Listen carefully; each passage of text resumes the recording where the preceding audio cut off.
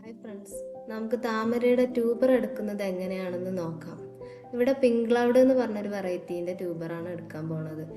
Tuber ആയോ എന്ന് അറിയാൻ വേണ്ടിയിട്ട് നമ്മൾ താമരേൻ്റെ ഇലകളൊക്കെ കരിഞ്ഞു തുടങ്ങും. പിന്നെ പൂക്കൾ സ്റ്റോപ്പ് ചെയ്തിട്ടുണ്ടാവും. കണ്ടിന്യൂസ് ആയിട്ട് പൂത്തുകൊണ്ട് നിൽക്കുന്ന ഒരു ചെടിയിൽ പൂ സ്റ്റോപ്പായി കുറച്ച് കാലം അങ്ങനെ പൂ വരാണ്ട് മൊട്ട് വരാണ്ട് നിൽക്കുകയാണെങ്കിൽ ഇലകൾ കരിഞ്ഞു തുടങ്ങിയാൽ അത് ട്യൂബർ ആയിണെന്നാണ് അതിൻ്റെ അർത്ഥം.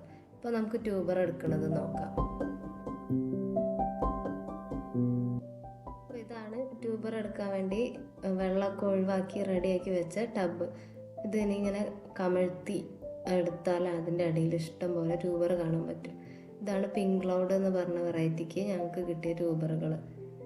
ഇതിലൊരുപാട് ട്യൂബറുകൾ ഉണ്ടായിട്ടുണ്ട്. നല്ല ഹെൽത്തി ആയിട്ടുള്ള നല്ല വലിയ സൈസുള്ള ട്യൂബർ തന്നെയാണ്. ചില സമയത്ത് ട്യൂബർ ചെറുതാകും. ഇപ്പം ഞങ്ങൾക്ക് കിട്ടിയത് നല്ല സൈസുള്ള ട്യൂബറുകൾ തന്നെയാണ്.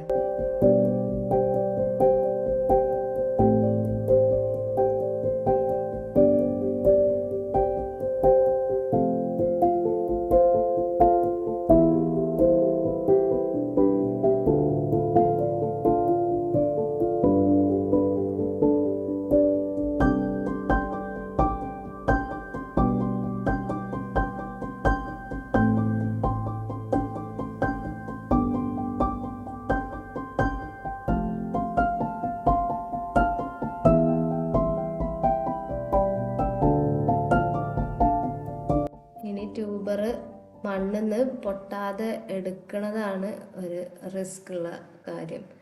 അപ്പോൾ അത് മെല്ലെ നല്ല ശ്രദ്ധയോട് കൂടിയിട്ട് മെല്ലെ ഇളക്കി വേണം അതിന് എടുക്കാനായിട്ട്. ഈ ട്യൂബറിൻ്റെ ഗ്രോ ടിപ്പുകൾ ഇപ്പോൾ ഒരുപാടെണ്ണം ഉണ്ടാവുമല്ലോ. അപ്പോൾ അതെല്ലാം ഒടിയാതെ മെല്ലെ ഒരു സോഫ്റ്റായിട്ട് ഇങ്ങനെ ഹാൻഡിൽ ചെയ്താൽ വീഡിയോയിൽ കാണുന്ന പോലെയൊക്കെ ഒന്ന് ചെയ്തെടുത്താൽ വലിയ പ്രശ്നമില്ലാതെ നമുക്ക് കിട്ടും.